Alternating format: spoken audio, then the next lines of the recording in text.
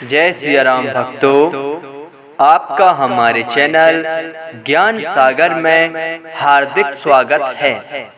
आज का कमेंट लिया गया है श्रीमान गिरिराज बघेल, साका कला, जिला गुना, मध्य प्रदेश वालों का, जिन्होंने अपने कमेंट में एक बहुत ही सुंदर पहेली को लिखा है, जो कि इस तरह से है।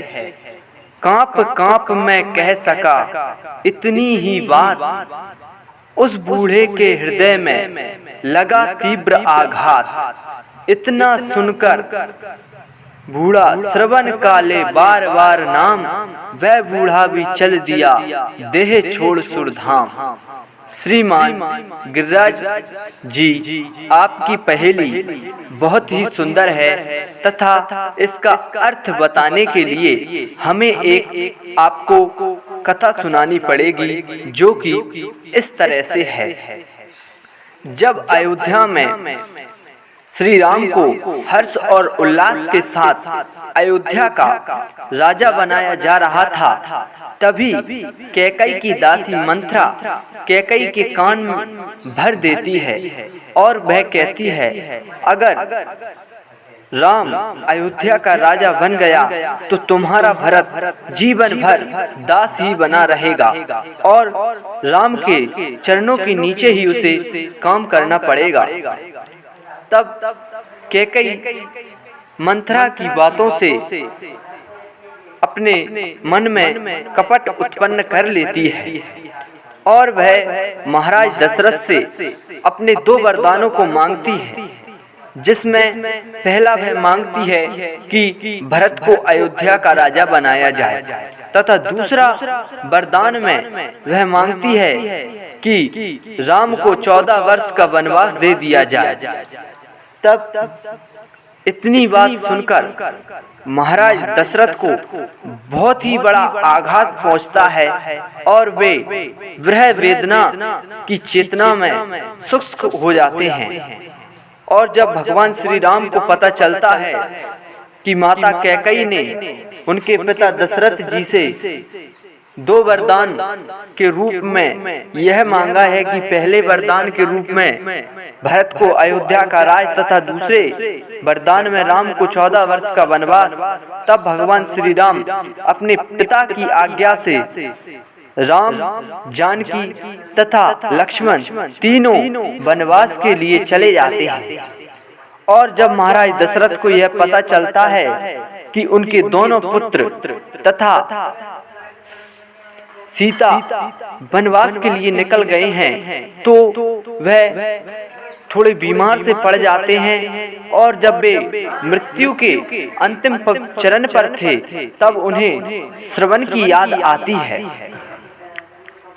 तो वह श्रवण की कथा अपनी तीनों रानियों को सुनाते हैं कि एक बार का समय था जब मैं अपने तालाब की रक्षा कर रहा था।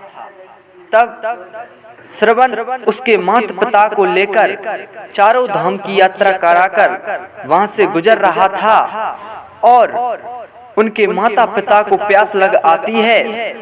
तब वह श्रवण अपने तालाब में अपने माता पिता के लिए जल लेने के लिए आता है।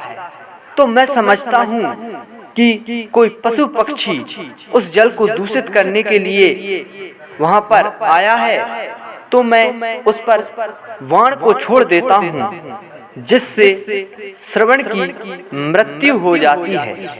जब मैं श्रवण के पास पहुँचता हूँ, तब वह कहता है कि मेरे माता पिता प्यासे हैं, मैं तो अब चला, आप ही उन्हें पानी पिलाना। तो मैं पानी लेकर उस अंधे अंधी के पास जाता हूँ और डर डर कर उनसे कहता हूँ कि आपके पुत्र श्रवण की मेरे हाथ से मृत्यु हो गई है। तब वह अंधे अंधी मुझको श्राप देते हैं कि तुमने जिस प्रकार मेरे पुत्र का वध किया है, तुम भी पुत्र के दुख में तुम्हारी भी मृत्यु होगी। तो वही बात मुझे याद आ चुकी है, उसी कारण से अब मेरी मृत्यु होने वाली है। तो श्रीमान गिरिराज बघेल जी, आपने अपनी पहेली में लिखा है कि कांप कांप मैं कह सका बस इतनी ही बात। यानी कि महाराज दशरथ जब अपने अंतिम पलों में थे तो वह कांप कांप कर अपनी रानियों को यह वृत्तांत सुना रहे थे। तो वे कह रहे थे कि कांप कांप मैं कह सका बस इतनी ही बात, यानी कि उस बूढ़े बूढ़ी से कह सके। और फिर आपने आगे लिखा है, उस बूढ़े के हृदय में लगा तीव्र आघात। जब महाराज दशरथ ने उस अंधे अंधी से कहा कि मेरे हाथों तुम्हारे पुत्र की मृत्यु हो गई है, तो उस बूढ़े के हृदय में और उस अंधी के हृदय में तीव्र आघात पहुंचता है। इतना सुनकर बूढ़े ने सरवन का बार बार ले नाम, और दोनों अंधे अंधी अपने पुत्र के मृत्यु में बहुत दुखी हो जाते हैं और बार बार श्रवण को पुकारते रहते हैं। फिर आपने अपनी पहेली में आगे लिखा है, वह बूढ़ा भी चल दिया देह छोड़ सुरधाम।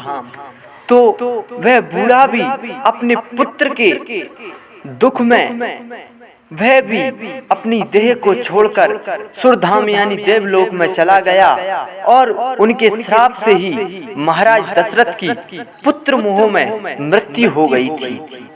तो श्रीमान गिरिराज बघेल साका जी, आपकी पहेली यहीं पर लगती है।